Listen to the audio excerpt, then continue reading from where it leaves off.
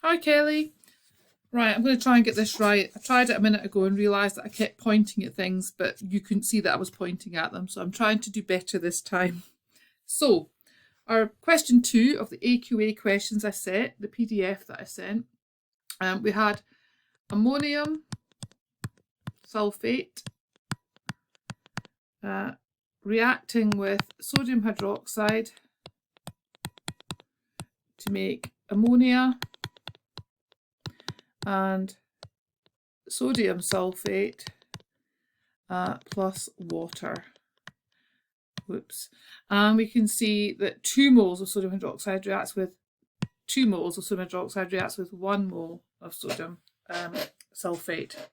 So on this one here, we know, we're told in the question, that we've got 100 centimetre cubed of sodium hydroxide and it's 0.500 moles per decimetre cubed. So we know the volume and we know the concentration, therefore we should be able to theoretically work out how many moles there are. However, they have told us that they've given us that in excess, right? Which means we've got more than we need of it. So we're going to do the reaction, so all of this one will get used up. And we don't know how much of this has been used. So what we do is we take the unreacted sodium hydroxide and we do another reaction. So this time we're going to do sodium hydroxide unreacted plus hydrochloric acid, and that makes sodium chloride plus water. Now we know all about the hydrochloric acid. We know that it's 27.3 centimetres cubed, and we know that the concentration is 0.600 moles per decimetre cubed, right? So because we've got a balanced chemical equation here, we know that 1 mole reacts with 1 mole.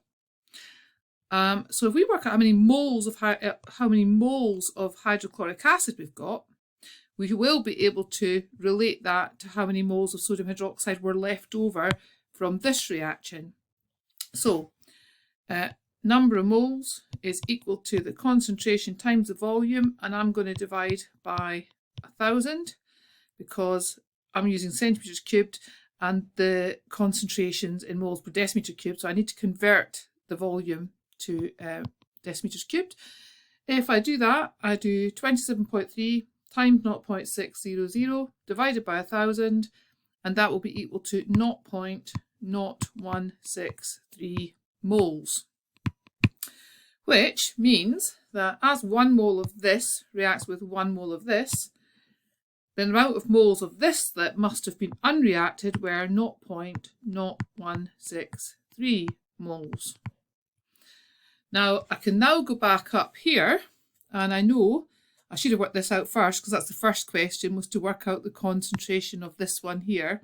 So the number of moles of that one, not the concentration, is equal to 100 times 0.500 divided by 1,000 to convert the centimetre cubed to decimetre cubed, and that would be equal to 0.050 moles of NaOH. So we had 0.05 moles of this one. We used, that's the amount that wasn't used, the 0.163. So the number of moles, N of NaOH in reaction 1, I'm going to call it, in reaction 1, in 1, would be equal to 0.050, all the moles that were there, take away the 0.0163 moles that were left over after the reaction that we used in reaction 2. And if we take those away, we get 0.0337, there's a point in there, whoops, moles of NaOH. Now, if we go back to this top equation here, we know that we had 0.0337 moles. So we know that 2 moles reacted with 1 mole of this one. So I'm going to divide that value by 2.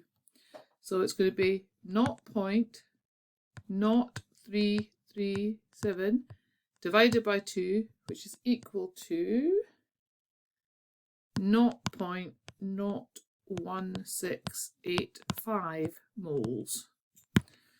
So now I know how many moles of ammonium sulfate, this one here, were used.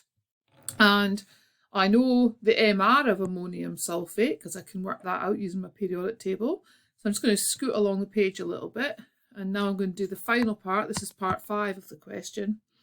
And to calculate mass of a solid, I can do the number of moles times the MR, which is going to be equal to 0.01685 times the MR of sodium sulfate is 132.1. I hope I did that right. I don't have a periodic table in front of me.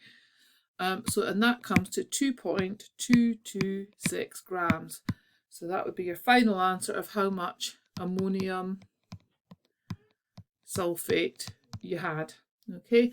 Now, if you go back and have another go at question 1, because you didn't get it right, you kind of did the number of moles bit right at the start, the first couple of bits right, and then you went wrong at the point where you had to use the second, this equation here, the second equation, to work out how many moles of sodium hydroxide were not used. Okay, you might be able to do it this time, hopefully. I noticed you'd done a load of the PVNRT questions. I haven't taught that yet. That's not been taught until after half term. We're doing empirical formula next week and a practical. So focus on the moles and solutions questions at the moment, and also maybe getting that C1 test for me as well. Okay, bye for now.